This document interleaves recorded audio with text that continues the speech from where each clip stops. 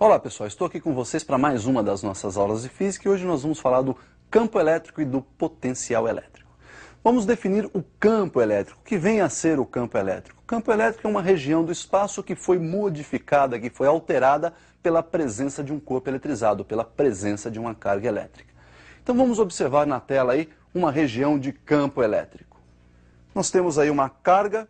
E observe então que em volta dessa carga nós temos aí uma região que foi alterada devido à presença dessa carga. Então esse corpo que está eletrizado nós vamos chamar de carga-fonte e em torno dessa carga-fonte existe aí a região alterada que nós vamos chamar então de campo elétrico. Esse campo elétrico nós podemos fazer uma analogia, por exemplo, ao campo gravitacional de um planeta. Você tem lá o planeta, em volta, ao redor desse planeta, existe uma região que foi também modificada pela presença do planeta. E essa região nós chamamos de campo gravitacional. Lá na carga elétrica, em volta da carga elétrica, nós vamos chamar de campo elétrico. Quando nós pegamos uma carguinha de prova, um corpo eletrizado, e que nós vamos chamar a partir de agora de carga de prova, e colocamos nessa região, ele passa a sofrer a ação de uma força, que é aquela força eletrostática que nós definimos. Isso se deve então à presença dessa região alterada, à presença desse corpo que altera essa região, que altera a região em sua volta, essa carga elétrica que nós chamamos de carga-fonte. Observe então o vetor que vai representar essa nossa região alterada pela carga, que nós vamos chamar então de vetor campo elétrico. Então nós temos aí a região que foi alterada pela carga elétrica, que nós chamamos de campo elétrico, e quando nós colocamos então nossa carga de prova, olha aí, surge a força eletrostática. Essa força eletrostática pode ser calculada agora de uma outra forma, é dada pelo produto da carga de prova que aí está, pela intensidade do vetor campo elétrico, que vai então agora representar essa região de campo aí. Esse vetor campo elétrico, então, é dado pela relação entre a força elétrica, ou força eletrostática, pela unidade de carga. No sistema internacional, essa unidade de campo elétrico será dada provisoriamente por Newton por Coulomb. Então, unidade de campo elétrico, Newton por Coulomb. Percebemos ainda que se essa carga de prova for positiva, nós vamos ter a força elétrica, ou a força eletrostática, e o campo, o vetor campo elétrico, no mesmo sentido e na mesma direção. Se a carga de prova for negativa, nós vamos ter então a força elétrica e o campo elétrico em sentidos opostos. Mesma direção, porém em sentidos opostos. Então nós vimos aí a definição do vetor campo elétrico, que vai representar o nosso campo. E mesmo aparecendo a carga lá na equação do campo, nós vamos ver que o campo elétrico, esse vetor campo elétrico, ele não depende da carga. Observe comigo a nova relação então do vetor campo elétrico. Lembrando então que a força eletrostática é dada pelo produto da constante eletrostática, K0, ainda pelo produto dos módulos das cargas e dividido ainda pelo quadrado da distância que separa essas duas cargas, nós podemos substituir naquela equação que nós vimos campo força eletrostática sobre carga, nós vamos trocar essa força eletrostática então pela equação da lei de Coulomb. Então nós temos aí que o campo é dado por K0 vezes o produto dos módulos das cargas dividido por d ao quadrado e dividido ainda pelo módulo da carga Q. Olha, percebam então que a carga vai ser simplificada na equação. E nós temos aí que o campo, então, o vetor campo elétrico em módulo é dado por K0, produto da carga-fonte, dividido pelo quadrado da distância que separa, então, esta carga do ponto considerado. Veja agora que esse ponto não necessariamente tem que ter a presença de uma carga para que ocorra aí o que nós chamamos de campo elétrico.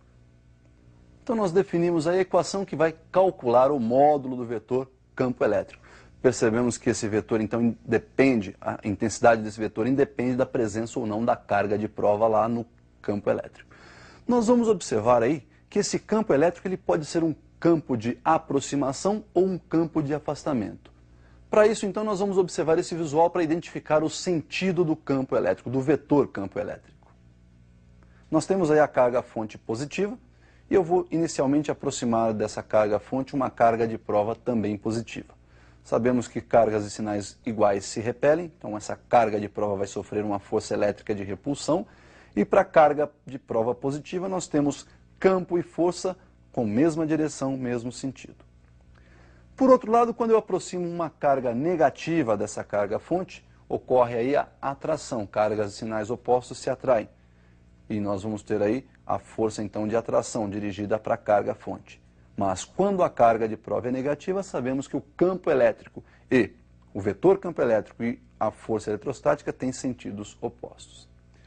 Percebemos então que nos dois casos, para carga de prova positiva ou para carga de prova negativa, o campo elétrico tem o vetor sempre apontando para fora da carga de prova. Então nós temos aí o chamado campo de afastamento. Observe então que para a carga positiva, o nosso campo é de afastamento.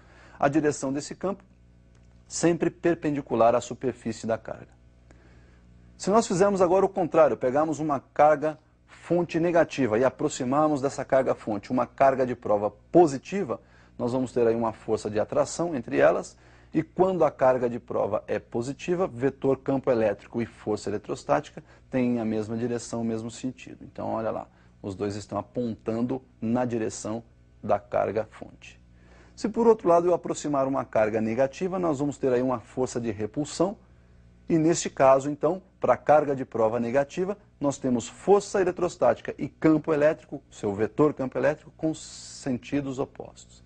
Então percebemos que para a carga de prova positiva ou negativa, nós vamos ter aí um campo de aproximação. Então nós vimos aí a possibilidade de um campo de aproximação e um campo de afastamento. Cuidado, não existe campo de atração e campo de repulsão. É aproximação e afastamento. Nós vimos que a relação entre campo e distância também são inversamente proporcionais, ou seja, o vetor campo elétrico em módulo é inversamente proporcional ao quadrado da distância. Vamos relacionar isso graficamente. Veja comigo aí na tela.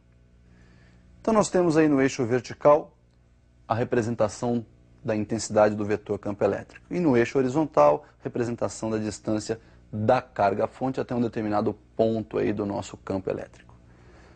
Como a relação é inversamente proporcional, nós temos aquela curva característica, uma hipérbole. E nesse caso a hipérbole é cúbica, porque lá na equação aparece módulo do vetor campo elétrico inversamente proporcional ao quadrado da distância. E percebam aí que no nosso gráfico a distância não aparece elevada ao quadrado. Então nós vimos aí a definição do vetor campo elétrico, vimos a representação gráfica, tudo isso para uma carga fonte. Mas a gente pode fazer isso para duas cargas, para mais do que duas cargas, e é o que nós vamos fazer agora. Observe então a relação de um campo gerado por duas cargas ou mais do que duas cargas fontes. Então nós temos aí o campo elétrico inicialmente gerado por duas cargas. Eu estou pegando uma carga fonte positiva, uma outra carga fonte negativa e considerando aí um ponto P próximo a essas duas cargas. A distância da primeira carga positiva até o ponto P vou chamar de D1 e a distância da segunda carga ao ponto P chamarei de D2. A primeira carga gera um campo que nós chamamos de campo de afastamento, pois ela é positiva, e a segunda carga, um campo de aproximação, pois é uma carga negativa. Então nós temos aí dois vetores, o E1 e o E2. Soma vetorial desses dois campos vai nos dar aí o campo resultante. E este campo resultante pode ser calculado pela lei dos cossenos. Então nós temos aí que o módulo do campo resultante é dado pela raiz quadrada do módulo do primeiro campo elevado ao quadrado, mais o módulo do segundo campo elevado ao quadrado, mais duas vezes o primeiro campo em módulo multiplicado pelo módulo do segundo campo, vezes o cosseno do ângulo θ. Então esta é a equação que nos permite calcular aí o campo resultante em módulo para soma vetorial aí desses campos gerados por duas cargas. E quando nós temos mais do que duas cargas? Para N cargas. Então, para cada uma dessas cargas, olha aí, nós vamos ter uma distância até o ponto P considerado. Então, nós vamos ter todos esses vetores, olha lá, considerando essas N cargas, temos aí carga 1 gera um campo E1, carga 2 gera um campo E2, carga 3 gera um campo E3, e a carga N, a enésima carga, gera um campo EN. O campo resultante, então, é a soma vetorial de todos esses campos gerados pelas cargas que estão aí próximas a este ponto P. Então, o campo resultante é o somatório vetorial de todos os campos gerados pelas cargas. ER igual, então, a campo E1 mais o campo E2 mais o campo E3 até o enésimo campo somado aí. Uma outra relação importante que aparece aí no nosso campo elétrico é a chamada energia potencial, que vai proporcionar também o cálculo do potencial elétrico. Energia potencial nós podemos definir e é isso que nós vamos fazer agora. Perceba comigo aí a definição de energia potencial. Então nós temos a energia potencial entre duas cargas como sendo dada pelo produto da constante eletrostática do meio que envolve essas duas cargas, produto das cargas, nós temos a carga Qzão e a carga Qzinho, e dividido aí pela distância que separa essas duas cargas. O potencial elétrico é definido como sendo a relação entre essa energia potencial por unidade de carga. Então nós temos que o potencial é dado pela energia potencial dividido pela carga Qzinho, onde energia potencial é dada em joule e o potencial elétrico é dado em volt.